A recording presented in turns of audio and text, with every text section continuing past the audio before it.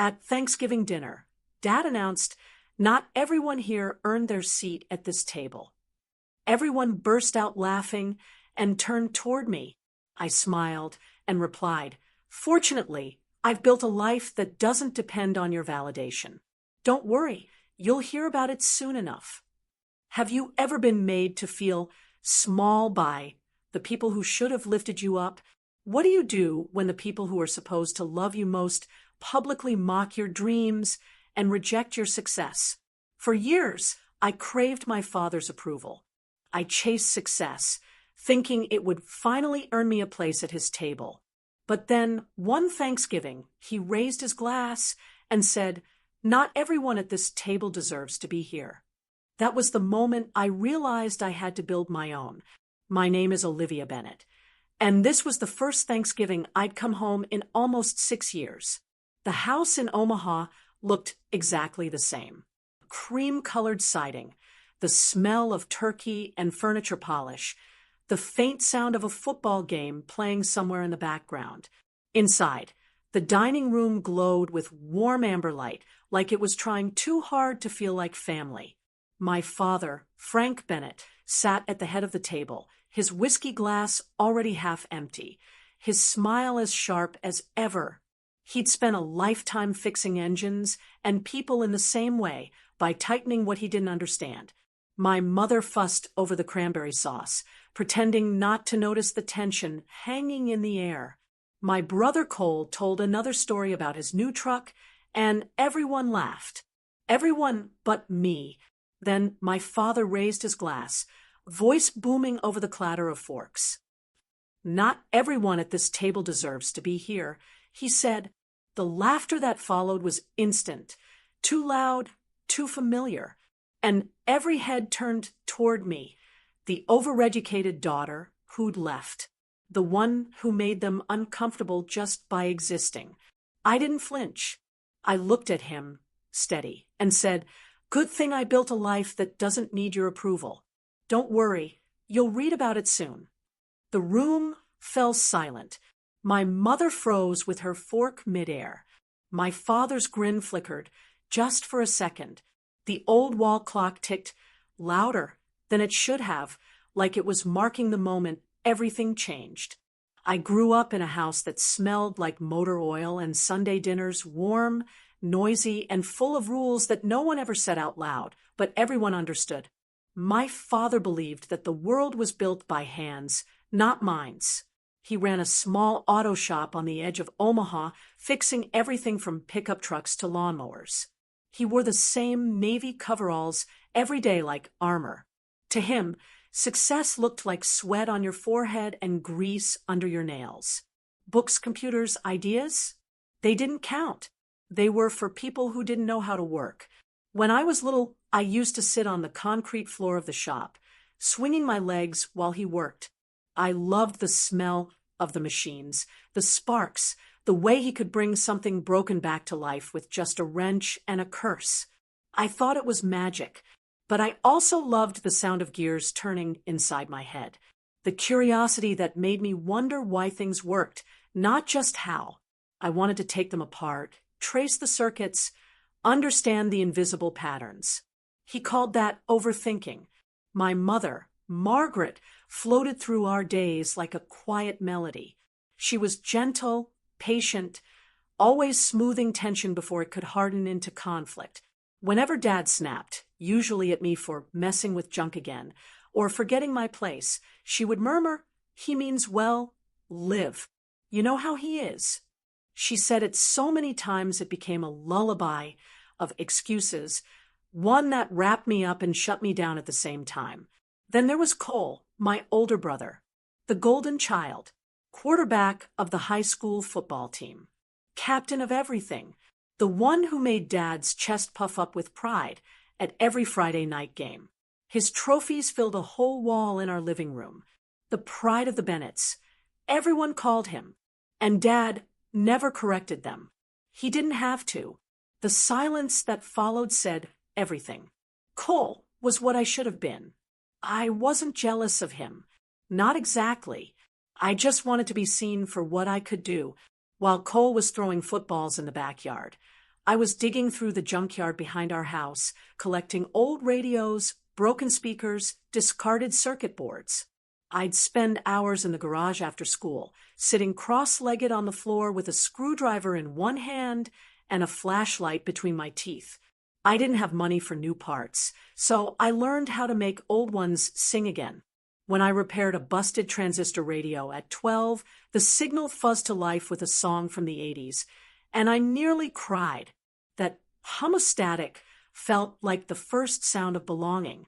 Dad didn't see it that way. He'd walk in, smell the solder, and grumble, "You're wasting electricity." When I tried to show him what I'd fixed, he'd shake his head. "That's not real work, Liv. You can't feed yourself with that." Then he'd ruffle Cole's hair and say, "Now, there's a kid who knows how to build something real." The first deep crack between us came the year I was 15. I had spent weeks building a small, wind-powered generator out of scrap parts for the state science fair. I stayed up late every night, perfecting it, soldering wires until my fingertips burned. When I won first place, the judges shook my hand and called me brilliant. I came home clutching the ribbon, my heart thundering with pride. Dad was sitting in his recliner watching the news when I told him. He didn't look away from the TV. "That's nice," he said, "but don't brag about it. Liv. You'll make your brother feel bad." Something in me cracked then, not loud enough for anyone else to hear, but deep enough that I felt it echo for years. I remember walking up to my room, shutting the door, and holding the ribbon in my lap until it stopped meaning anything. That was the night I realized love in our house came with conditions. It was something you earned by being the kind of person he understood. And I wasn't. After that, silence became our family language. We didn't yell. We just stopped talking. Dad stopped asking about my grades. I stopped telling him about them. Cole's football trophies kept multiplying, their golden figures frozen mid-victory, while my experiments stayed hidden under my bed. Mom still smiled her soft, nervous smile, trying to hold everything together, but her words only made the distance clearer. "He's proud of you in his own way," she'd whisper when I helped her with dinner. "He just doesn't know how to say it." But pride shouldn't have to be translated. Love shouldn't sound like apology. The older I got, the more I felt like a guest in my own home, a quiet shadow in a house where everything revolved around the men. I learned how to disappear in conversations, how to bite my tongue before asking too many questions, how to turn curiosity into silence so it wouldn't be mistaken for defiance. But every night, when the house went still and the crickets took over, I'd sneak back into the garage with a flashlight and my pile of broken machines. There, under the low hum of the fluorescent bulb, I felt free. That garage became my sanctuary, the one place in the world where my hands could move without judgment, where the sound of solder touching metal drowned out the words I'd stopped saying. I didn't understand it back then, but every screw I tightened, every spark I coaxed back to life, was my way of building something my father could never take apart. The garage behind our house wasn't much. Just a square box of concrete with rusted shelves, a cracked window, and a single yellow bulb that flickered like it was deciding whether to keep trying. In winter, the cold bit through my sleeves, and my breath came out in clouds that hung in the air before vanishing. But that space, with its smell of motor oil and dust, felt more like home than any room inside the house ever did. The floor was always littered with screws, old radios, and things no one cared about but me. It was chaos, but it was my chaos. I built my first circuit board there, when I was 16. It wasn't perfect. The solder joints were uneven, the wires crooked. But when I flipped the switch and saw a tiny red light flicker to life, I felt something I hadn't felt in years: control. For once, the world responded to me. I didn't have to ask for permission or approval. I could build something out of nothing and make it listen. That yellow bulb became my sun, the hum of the power supply, my heartbeat. One night, While rummaging through a box of old tools, I found my grandfather's pocket watch. The glass was cracked, the minute hand frozen at 12:47. Dad used to keep it in his drawer, calling it junk from another time. But when I held it, I felt its weight like it carried a story still trying to move. I took it to my workbench, pried open the case, and stared at the delicate gears inside. So small, so precise, so stubborn. I spent hours hunched over it with tweezers and a magnifying glass, refusing to give up, even when my hands cramped and my eyes burned. By dawn, when I finally adjusted the last spring and turned the tiny crown, the second hand trembled, then began to tick. A soft, steady rhythm, fragile but alive. I remember laughing quietly, the sound echoing in the cold air. That broken watch, forgotten in a drawer, was beating again. It was the first thing I ever brought fully back to life. I wore it on a chain around my neck for weeks after that. It didn't match anything I owned, but I didn't care. Every tick reminded me that I could make something move forward, even when everything around me stood still. That was the night I made myself a promise. I sat on the cold concrete floor, the pocket watch in my palm, and whispered, "If I can't make them proud, I'll make time itself listen." The words came out small, almost like a prayer. The next day, Dad walked past the garage and saw me working. He shook his head. "Still playing with your toys. Liv," he said. I wanted to tell him that I'd fixed something he'd thrown away, that I'd made it tick again. But I didn't. I just smiled faintly and said, "Yeah, just playing." Because I knew he wouldn't hear it anyway. He didn't speak the language of quiet miracles. After that, the garage became my world. Every night after dinner, I'd sneak out with a thermos of cocoa and work under that yellow light until I couldn't feel my fingers. The air would buzz faintly from the old power outlet. And sometimes when I'd been up too long, I'd imagine the machines whispering back to me, "Keep going." They seemed to say, "You're close, Liv." I filled a notebook with sketches of inventions. I wanted to build tiny engines, robotic arms, sensors that could move on their own. None of them looked like much, but to me, they were proof that I could dream without permission. Each page was another rebellion against smallness. Sometimes, when the wind was strong, I could hear the faint sound of the high school stadium from across town, the crowd cheering for Cole's team. The noise always came in waves, sharp and distant. It used to make me feel invisible, but as the watch ticked in my pocket and my soldering iron glowed, I realized I didn't need to be in that stadium to matter. My victories were smaller, quieter, but they were mine. I remember one night I stood at the garage door looking out at the frozen yard, the lights from the house flickering behind the curtains. Everyone inside was laughing, probably about Cole's latest touchdown. Maybe about me. I smiled anyway, a little sad, a little proud. Then I whispered to the dark, "One day I'll build something that moves the world, even if they never see it." The words didn't echo, but they didn't need to. The garage heard me. The machines heard me. And so did time. The watch in my palm ticked on, slow and steady like it agreed. The letter came on a Tuesday afternoon, tucked between a pile of bills and a hardware store catalog. I almost missed it. The envelope was thin and white, stamped with the blue seal of the Massachusetts Institute of Technology. I didn't open it right away. My hands were shaking too hard. For a moment, I just stood in the kitchen staring at it, hearing the faint tick of my grandfather's pocket watch in my jacket pocket like a heartbeat reminding me to breathe. When I finally tore it open, the words blurred before they even made sense. "We are pleased to inform you that you have been awarded a partial scholarship to MIT.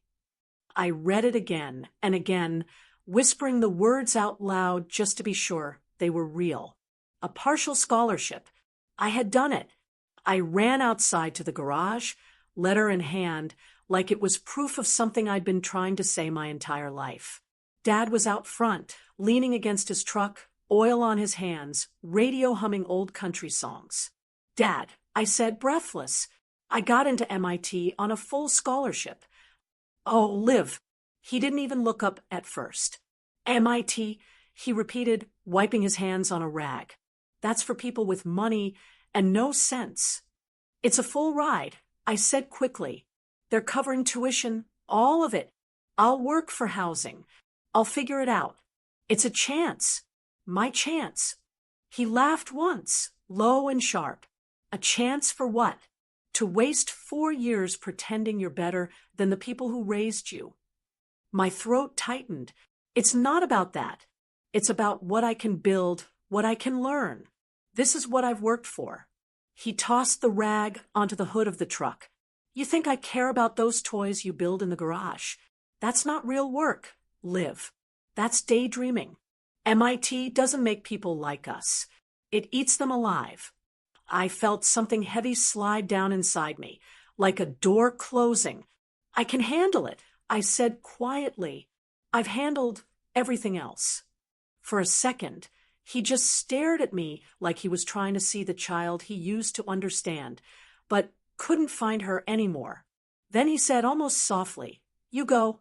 You're on your own. You want to chase this fantasy? Fine. But don't expect this family to pick up the pieces when it falls apart.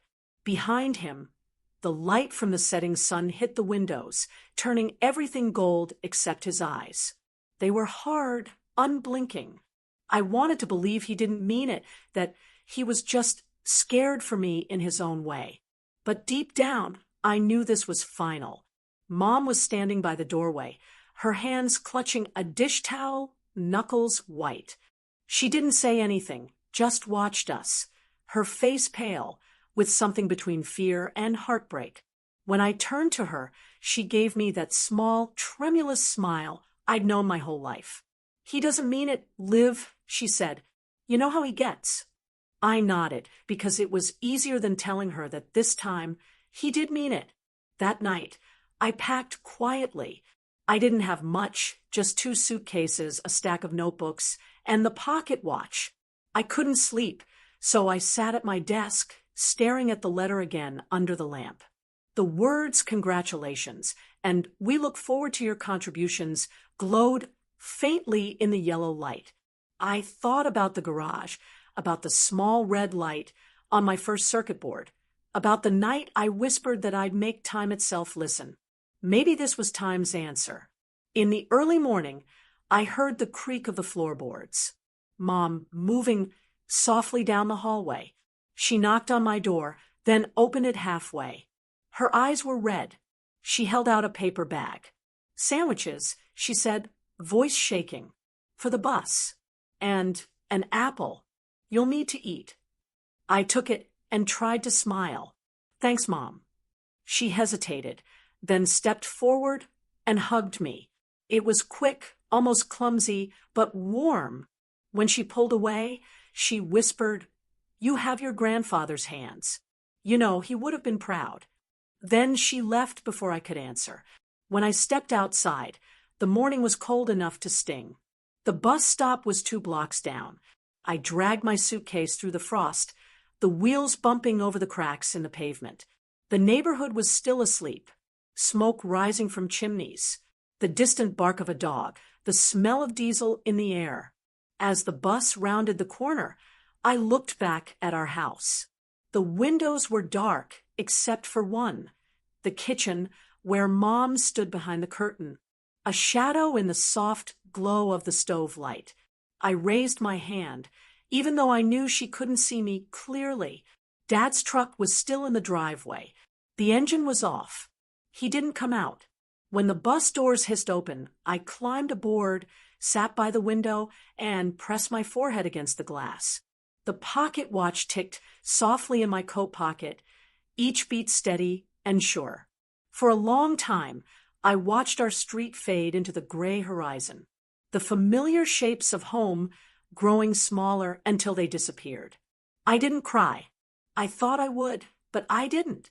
There was something freeing in the silence of that bus, in the way the world opened wide and endless beyond Nebraska's flat roads.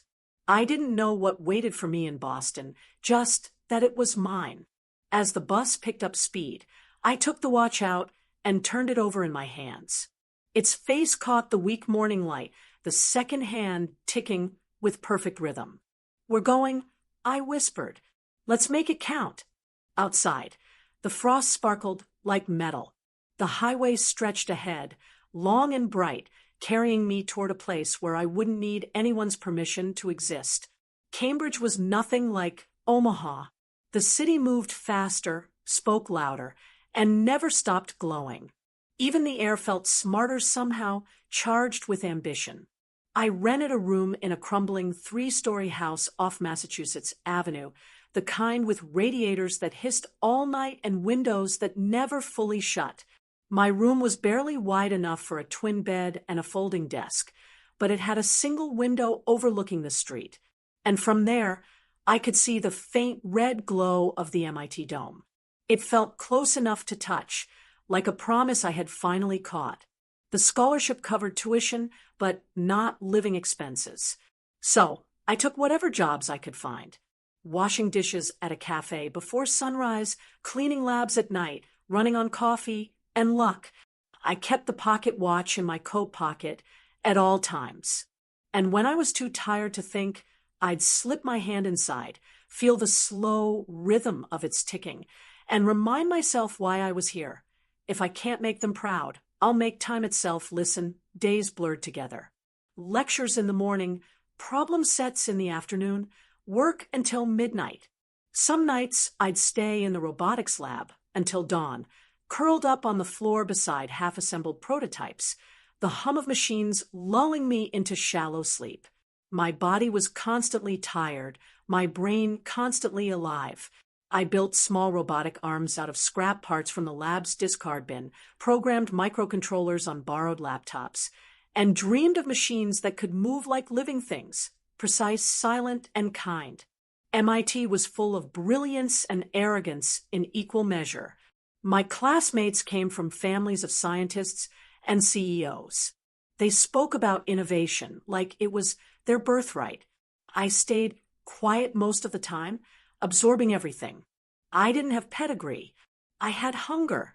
I didn't have funding. I had the stubbornness of someone who burned every bridge behind her. By my second semester, the exhaustion began to show. I skipped meals without meaning to, choosing lab hours over food. My hands trembled from too much caffeine and not enough sleep. One night, around 3 o'clock in the morning, I was soldering a circuit for a robot prototype when my vision blurred. The soldering iron slipped from my fingers, and the world tilted. The next thing I remember was the cold floor against my cheek and the sound of metal clattering. When I opened my eyes again, I was in the campus infirmary, a blanket thrown over me and 4 dripping steadily beside the bed. A woman with auburn hair and a messy bun was sitting in the chair next to me, scrolling through her tablet. When she noticed I was awake, she smiled. "So, you do have a pulse," she said. "That's good news." I blinked, groggy. "Who are you?" "Grace," she said, offering her hand. "You scared half the lab last night. I found you on the floor surrounded by wires and something that looked like a dying toaster. You really know how to make an impression." I managed a weak laugh. "It's supposed to be a delivery unit." "Well," she said, "it almost delivered you to the afterlife." From that day on, Grace became my anchor. She was everything I wasn't. Loud, fearless, unfiltered. She came from Seattle, studied biomedical engineering, and somehow always found time to cook. "You can't run on vending machine granola bars," she'd scold, showing up at my door with soup in a plastic container. "Brains need fuel, live." I didn't realize how lonely I'd been until Grace started showing up. She didn't ask about my family, and I never volunteered the story. We didn't need to. We spoke in blueprints and equations, in long nights at the lab and quiet cups of coffee at the all-night diner down the street. She called me the Machine Whisperer. I called her the storm. Together, we built and broke and built again. I started carrying the pocket watch in my backpack, right next to my notebook. Its ticking filled the silence when I worked alone. Sometimes, when I was too tired to think, I'd take it out, set it beside my laptop, and time my progress to its rhythm. It reminded me that precision could coexist with persistence, that you didn't have to rush to move forward. The years crawled and sprinted all at once. Between coursework and jobs, I found myself drawn to one problem over and over again: how to make robots that could actually help people, not just fascinate engineers. Hospitals used expensive systems to transport medical supplies, and small clinics, especially in towns like the one my mother worked in, couldn't afford them. I remembered her coming home from her nursing shifts with sore feet and a tired smile, saying, "We're short-staffed again." That memory never left me. So I started sketching a compact transport robot that could navigate narrow hospital corridors, avoid people, and deliver supplies. Fast, cheap, reliable. It wouldn't be pretty, but it would matter. The kind of invention that could make real lives easier. Grace caught me hunched over the sketches one night. "You're building something," she said. "I can tell by the look on your face." "Not yet," I said, tracing a line on the blueprint. "But I will. I want to make something that matters, something that moves the world." "Something that moves the world," she teased, echoing the words I hadn't said aloud in years. I smiled faintly. "Yeah, something like that." We spent countless nights working together in the lab. When we couldn't afford parts, we borrowed from broken prototypes. When we ran out of time, we skipped sleep. Every time the robot failed, we rebuilt it, laughing through frustration. Grace had a way of making the impossible seem temporary.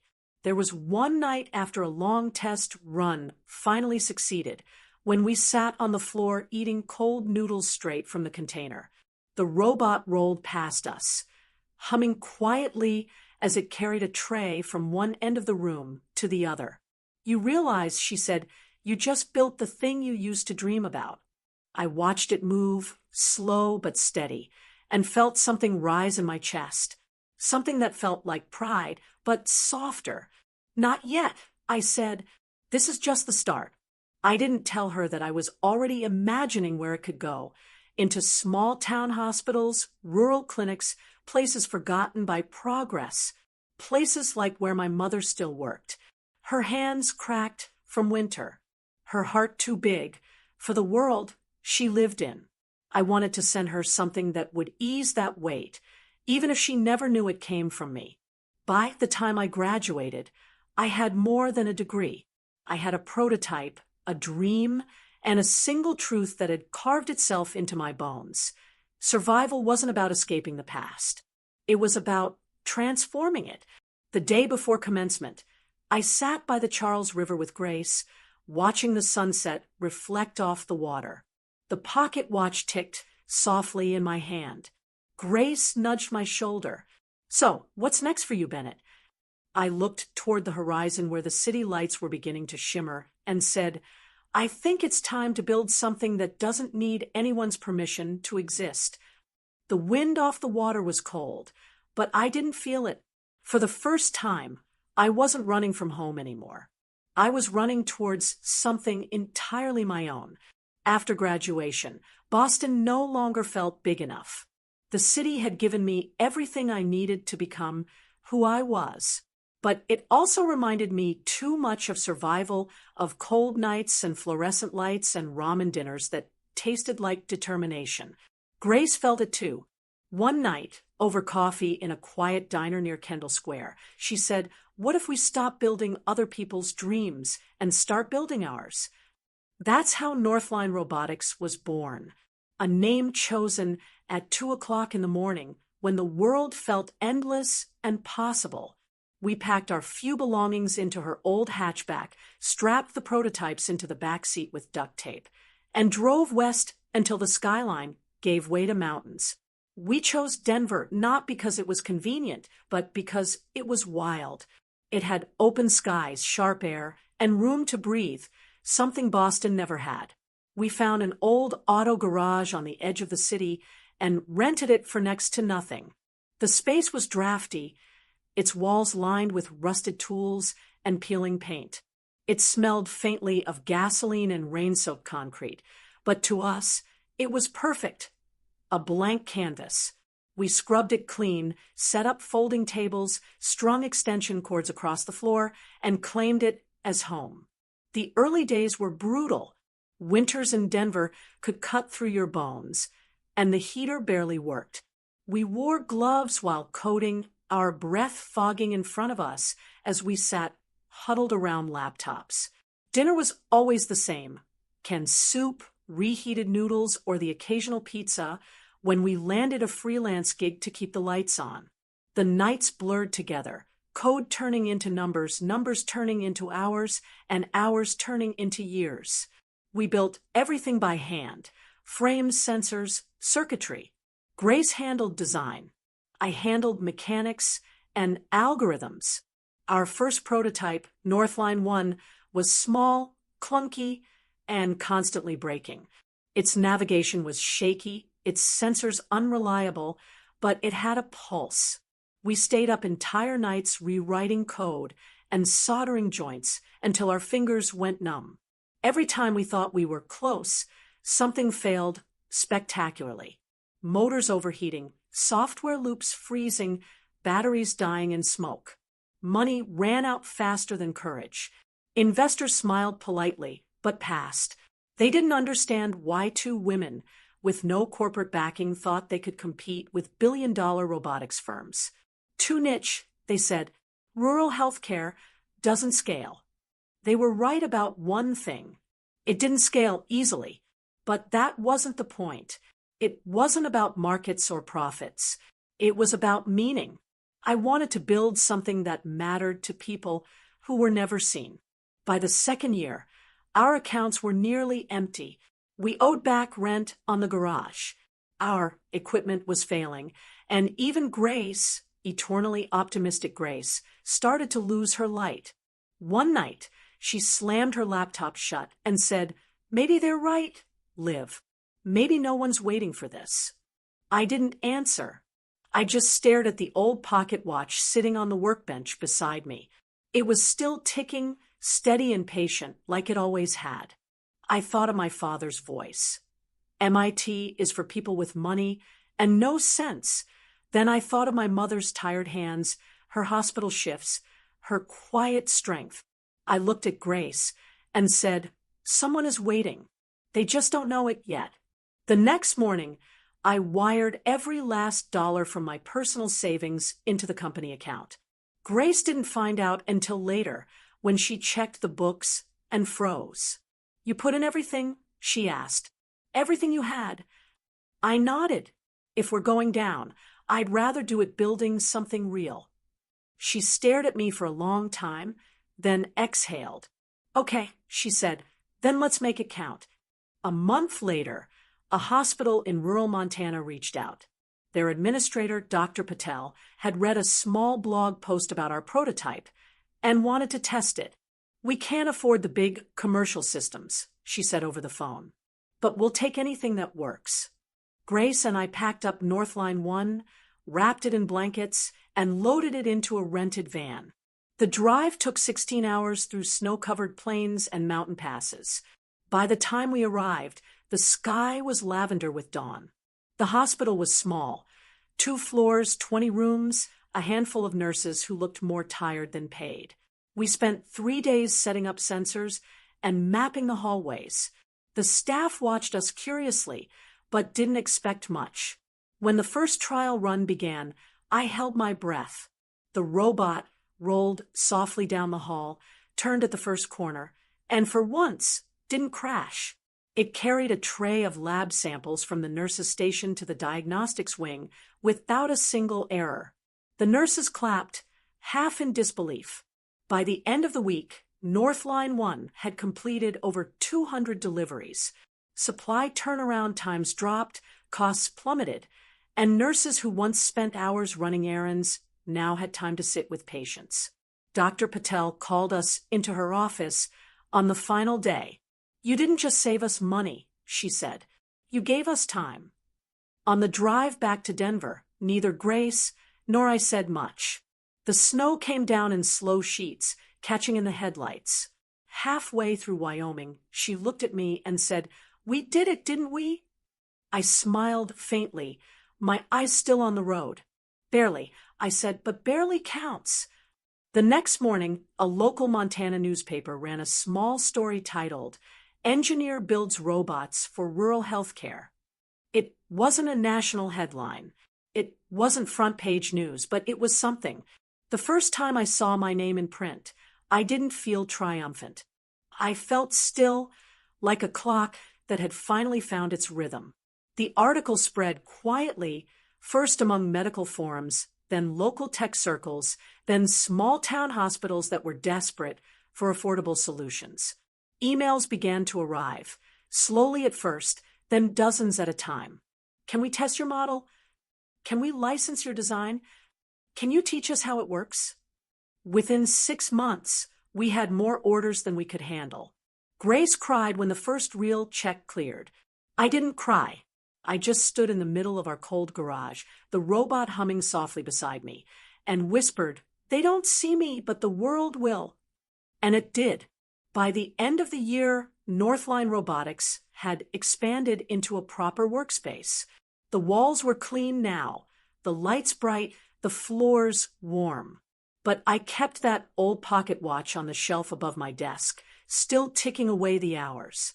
It reminded me that I hadn't escaped my past. I had transformed it into motion. Every tick was a small defiance against every voice that said I couldn't. Sometimes at night, when the lab went quiet and Grace had gone home, I'd sit alone and listen to that sound, the faint, steady heartbeat of everything I'd built from the wreckage of what I'd left behind. And every time it clicked, I heard the same promise I made years ago in the cold of my father's garage. If I can't make them proud, I'll make time itself listen. Now, it was listening. So was the world. 3 years later, the world finally caught up to what we'd built. Northline Robotics had grown from a cold garage into a real company, 30 employees, multiple hospital contracts, and a clean, glass office downtown with our name etched on the door. I'd learned how to speak the language of investors, how to stay awake through 18-hour days, how to smile for cameras even when I hadn't slept in 2. Grace called it success. I called it survival with better lighting. When the email came from Forbes, I almost didn't open it. The subject line read, "Congratulations, you've been selected for the 30 under 30 in healthcare." I stared at it for a long time before clicking, half expecting it to be a mistake. It wasn't. They wanted to feature our work on robotic systems for rural hospitals. The same dream that had started in a freezing Denver garage, now printed in a glossy magazine that used to sit untouched on my father's coffee table. The ceremony was held in San Francisco, all marble floors and glass chandeliers. Cameras flashed, champagne flowed, and people introduced themselves with smiles that didn't quite reach their eyes. I wore a simple navy suit and a silver watch. The pocket watch was too old for nights like this, but I kept it in my purse anyway. It ticked faintly, grounding me. During the live interview, under the blinding stage lights, the reporter leaned forward and smiled. "Olivia Bennett," she said brightly, "your company has helped hospitals across 5 states. That must feel incredible. Tell me, your family must be so proud, right?" The question hit harder than I expected. It wasn't cruel. It was casual, innocent even, but it landed exactly where it hurt. The studio lights blurred for a second. I smiled, because that's what you do when you can't afford honesty.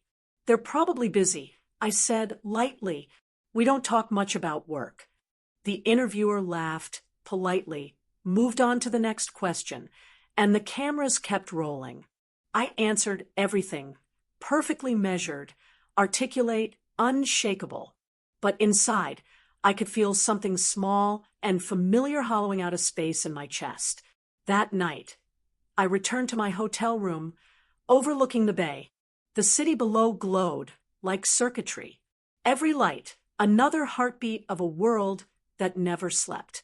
I kicked off my heels, set the award plaque on the desk, and sat by the window with a glass of champagne I never drank. For a while, I just watched the fog roll in from the water, trying to let the noise of the evening fade. Out of habit, I reached for my phone. I scrolled through emails first, congratulations from partners, messages from colleagues, a text from Grace that said simply, "We did it." Then, without meaning to, I opened Instagram. The first photo that appeared stopped me cold. My father's account, one I hadn't looked at in years. The picture was simple. Our old dining room in Omaha, my father, mother, and brother Cole sitting around the table. Same amber lighting, same walls, same china plates. Cole was laughing, his arms slung around Dad's shoulder. Mom's smile was small but warm. The caption read, "So proud of my boys." There was no empty chair in the picture, no hint that I'd ever existed at that table. I stared at it until the screen blurred. The sound of the city outside grew distant, like I was underwater. I set the phone face down and let the silence fill the room. The champagne on the nightstand caught the light from the window, tiny bubbles rising in slow, lazy motion, untouched. I leaned back against the cool glass and closed my eyes. This was supposed to be the moment that made everything worth it, the recognition, the validation, the proof. But instead, it felt hollow, like a pause in an empty room. I had built everything I'd promised myself I would, everything they said I couldn't, and yet the people I'd once wanted most to see me had never even looked up. I reached for my purse and took out the pocket watch. It was still ticking, steady and unbothered. For years, that sound had meant hope, momentum, progress, defiance. Tonight, it just sounded like time passing, indifferent to what I had built or lost. I set it on the nightstand beside the champagne, the faint reflection of the city lights glinting across its surface. Outside, the fog thickened, swallowing the skyline until only the faint glow of street lights remained. I whispered into the empty room, "They don't see me, but the world will." The new apartment sat high above downtown Denver, its walls made almost entirely of glass.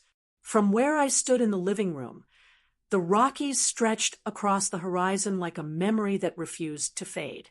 The morning light spilled in softly, catching on the clean lines of the furniture, the pale oak floors, the quiet hum of a city waking below.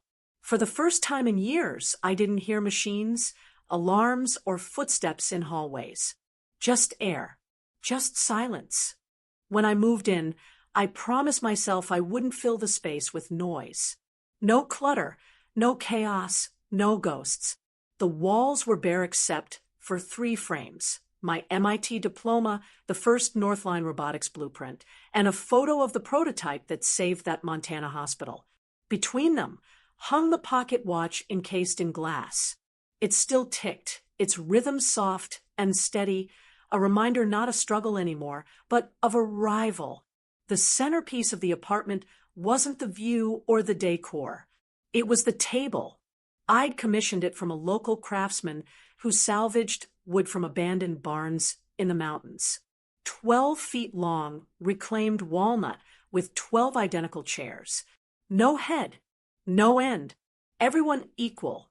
When it was delivered, the craftsman asked if I wanted to stain it darker, make it look more formal. I told him, "No, let it keep its scars." I said, "It's the only honest thing in here." That table became the heart of my home.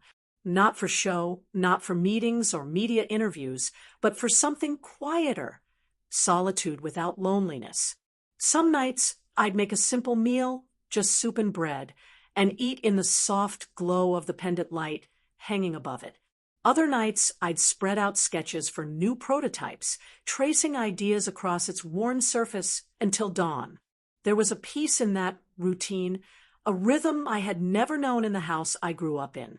I used to think success would sound like applause or recognition, but here it sounded like the faint tick of the pocket watch and the whisper of wind against the glass. It was the kind of quiet you don't earn by running faster. It's the kind you reach when you finally stop. Sometimes I caught myself staring at that table for long stretches, imagining what it would feel like to have it full. People talking, laughing, no one trying to prove their worth, no one sitting lower or higher than anyone else. Maybe that was the real dream all along. Not robots or headlines or companies, but a seat at a table where everyone belonged. There were no family photos anywhere, not out of bitterness, but out of truth. They didn't belong here. This space wasn't built on nostalgia. It was built on reclamation.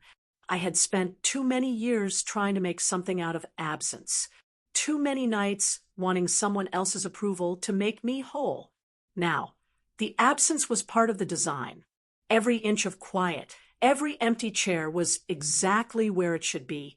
When guests visited, colleagues, new friends, the occasional journalist, they always commented on the view. "It must feel amazing to live up here," one of them said once. I smiled and replied, "It feels quiet. That's enough." At night, Denver glittered below like a field of stars that had fallen to earth. I'd turn off the lights, let the city's glow fill the room, and listen to the watch ticking softly on the wall. For years, that sound had been a measure of survival, counting the seconds between exhaustion and hope. Now, it was the sound of stillness, of time that didn't need to be outrun. Sometimes when I caught the reflection of the mountains in the glass, I'd think about that old dining room in Omaha, the rigid table, my father's voice, the laughter that cut sharper than words. The contrast was almost surreal. There I had learned to stay small. Here I had learned to take up space without apology.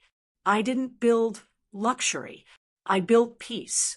And for the first time, it was enough. The message arrived on a gray Tuesday morning, the kind of day when Denver felt more like sky than city. 6 p.m. Thursday. "Mom misses you."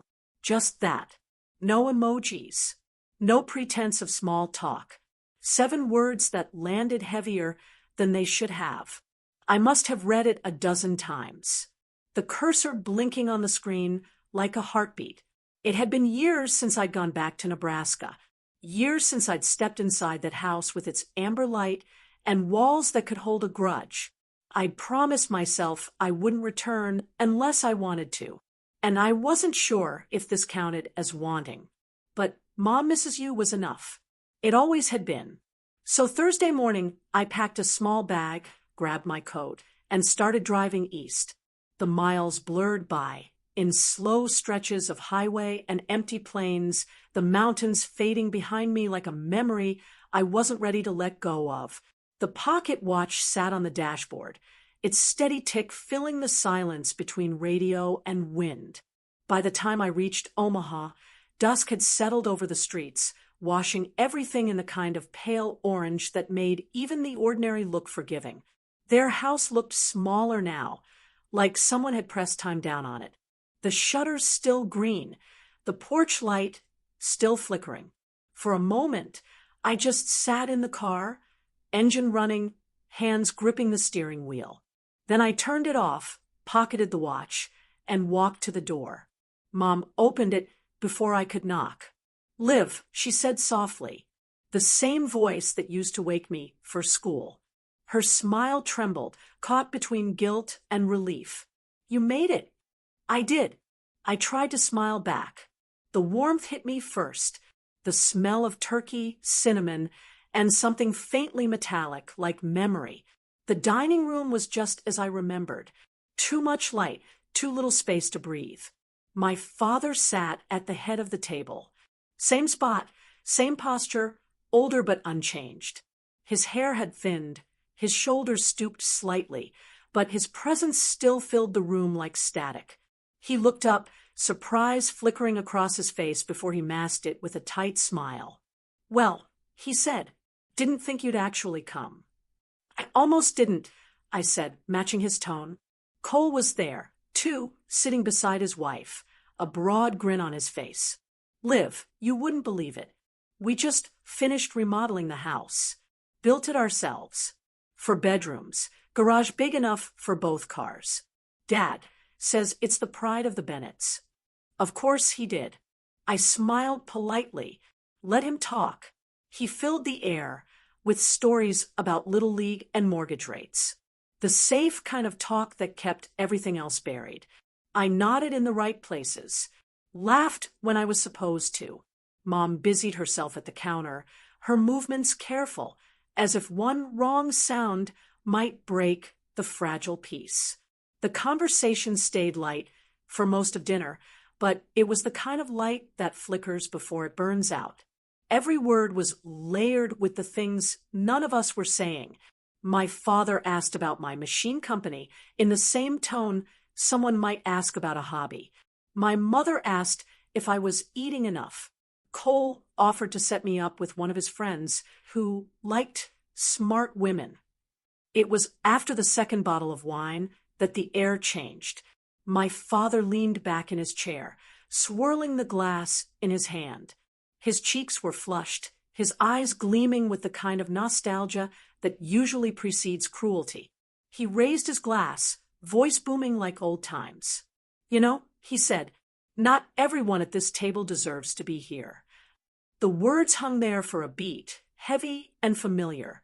Then the laughter came, soft at first, then louder, rolling across the table like the echo of another lifetime. Cole laughed, because that's what he'd always done. His wife joined in. Even Mom gave a nervous, automatic smile, the kind that meant, "Please, let's not make this worse." All eyes turned to me. The clock on the wall ticked once. I sat down my wine glass carefully, deliberately, as if the act itself mattered. I looked at him, not angry, not wounded, just clear. "Good thing I built a life that doesn't need your approval," I said. My voice was calm, steady, unshakable. "Don't worry, you'll read about it soon." The laughter stopped instantly. The room went still, like someone had pulled the air out of it. My mother froze with her napkin in hand, eyes flicking between us. Cole cleared his throat, muttered something about dessert, but no one moved. My father's face hardened. He didn't speak, but his grip on the glass tightened until his knuckles went white. I stood slowly, my chair scraping against the hardwood. "Thanks for dinner, Mom," I said softly. "The food was good." She opened her mouth to say something, apology, maybe, but nothing came. I walked toward the door, the sound of my heels echoing through the silence. At the threshold, I turned once, just enough to see them frozen around the table. My brother looking down, my mother still clutching the napkin, my father's fork suspended midair, his mouth half open like a man about to defend something he no longer believed. Outside, the night was crisp and cold. The porch light flickered once, twice. I stood there for a moment, breathing in the quiet, the kind of quiet that used to hurt, but now felt like freedom. Then I walked to my car, started the engine, and drove away without looking back. Through the rearview mirror, I saw the house shrink behind me, its windows glowing soft against the dark. Somewhere inside, the dinner would resume. The laughter would return, the same lines repeated, the same comfort built on silence. But not for me. For the first time, I wasn't leaving in anger. I was leaving because I finally understood. I didn't need to earn my place at that table. I had already built my own. A month later, the snow had settled over Denver like a soft white hush. The city lights shimmered beneath it, quiet and reverent, as though even the streets understood what time of year it was. I hadn't planned to do anything for Christmas. For years, the season had meant empty rooms, unanswered calls, and a calendar full of work to fill the silence. But this year felt different.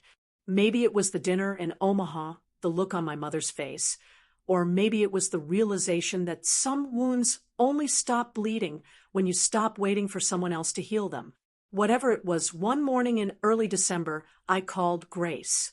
"What if," I said, "we host a dinner?" She laughed. "A company dinner?" "No," I said, "something real. Something for people who never get invited to the fancy ones." 2 weeks later, the conference hall at Northline's headquarters was transformed. We cleared out the machinery, brought in long wooden tables, strung golden fairy lights from the rafters, and filled the air with the scent of cinnamon and roasted apples. We hired local chefs, rented buses to bring in hospital staff and families who couldn't afford the trip, and filled the space with warmth that no amount of money could fake. The guest list wasn't curated or elegant. It was human. Nurses from the rural hospitals our robots supported, patients recovering from long-term illnesses, a handful of single parents juggling medical bills, and a dozen children still fighting their way back from hospital beds. No media, no sponsors, just people who deserved a night where the world felt kind again. When the doors opened that evening, the cold rushed in with laughter. Children ran toward the tables decorated with pine cones and silver ribbons. The nurses, still in their scrubs, shyly accepted mugs of cider. Music floated through the air, soft jazz, just enough to make the room feel alive, but never loud enough to drown out conversation. I moved between the tables, quietly checking that everyone had what they needed. Grace had dressed up as Mrs. Claus, handing out wrapped scarves and gloves to anyone who came near. A local bakery had donated gingerbread cookies shaped like gears, her idea, not mine, and they disappeared almost instantly. Halfway through dinner, one of the older nurses, a woman named Karen, caught my hand. "You didn't have to do this," she said, eyes glistening. "I know," I said softly. "That's why it matters." The food was simple but perfect. Roasted turkey, sweet potatoes, apple pie, warm enough to melt the cold out of anyone. Laughter grew louder as the night went on, weaving through the music and the clinking of cutlery. It was the sound of belonging, raw and unpolished. I was pouring cider for one of the kids when I noticed a man with a camera at the door. Then two more. Local reporters, drawn by word of mouth. I hadn't invited them, but I didn't send them away either. Some stories don't need hiding. One of them, a young woman with a notepad and an earnest smile, approached gently. "Miss Bennett," she said, "we heard you organized this whole thing yourself. Would you mind telling us why?" I looked around the room, at the nurses laughing with their patients, at the children tearing open presents wrapped in bright red paper, at Grace, pretending to be shocked every time someone thanked her. Then I smiled, because everyone deserves a seat at a table. I said, especially those who are told they don't. She nodded slowly. "That's beautiful." I shrugged. "It's just the truth." She left soon after, but not before her photographer snapped a few pictures of me sitting beside one of the children. A little girl in a wool hat too big for her head, her foreport tucked beneath her sleeve. Her name was Lily. She was 8 years old and recovering from leukemia. She told me she wanted to be an engineer someday. Like Iron Man, she whispered, grinning through missing teeth. We talked for nearly an hour. She asked endless questions about the robots, about how they moved and what they could do. I showed her sketches on my phone, and she drew her own version on a napkin, a lopsided little machine with a smiley face on its screen. When I told her it was perfect, she giggled, that bright, clear sound only children seem to carry. Later, when the night was winding down, she looked up at me with wide, serious eyes and asked, "Do you have a family?" The question landed softly, but deep. For a moment, I didn't know how to answer. The truth was complicated, heavy, but she wasn't asking for a confession, just honesty. So I smiled and said, "Tonight, I do." She nodded as if that made perfect sense. When the last guests left and the music faded, the room was a beautiful kind of chaos. Crumbs on plates, ribbons scattered on the floor, the faint smell of cinnamon still clinging to the air. I stood there for a long moment, taking it all in. The laughter still echoed faintly in my ears, a sound so full it almost hurt. Grace came up beside me, her cheeks flushed, her hair escaping from the Santa hat. "You realize this is going to be all over the news tomorrow," she said. "Let them write what they want," I said, smiling. "It's not about that." But the next morning, the photo was everywhere, on local news sites and healthcare journals, even shared on social media by hospital workers across the country. It showed me sitting with Lily, both of us laughing over her napkin drawing. The headline read, "Engineer hosts Christmas dinner for patients and nurses, says everyone deserves a seat at the table." My inbox filled with messages. My phone buzzed with calls. But what I remembered most wasn't the noise. It was the feeling, the warmth of that room, the smell of cinnamon, the laughter that didn't come at my expense. That night, I walked into my apartment, the golden city lights glimmering against the snow, and set the pocket watch on the table. It ticked softly, filling the space like a heartbeat. For years, that sound had marked time passing without meaning. Now it sounded like grace. And for the first time, I realized something simple, something I'd spent years chasing without knowing why. I didn't need to be proud of where I came from. I just needed to be at peace with where I'd arrived. The next morning, the world outside was still blanketed in snow, soft and bright under the Denver Sunday.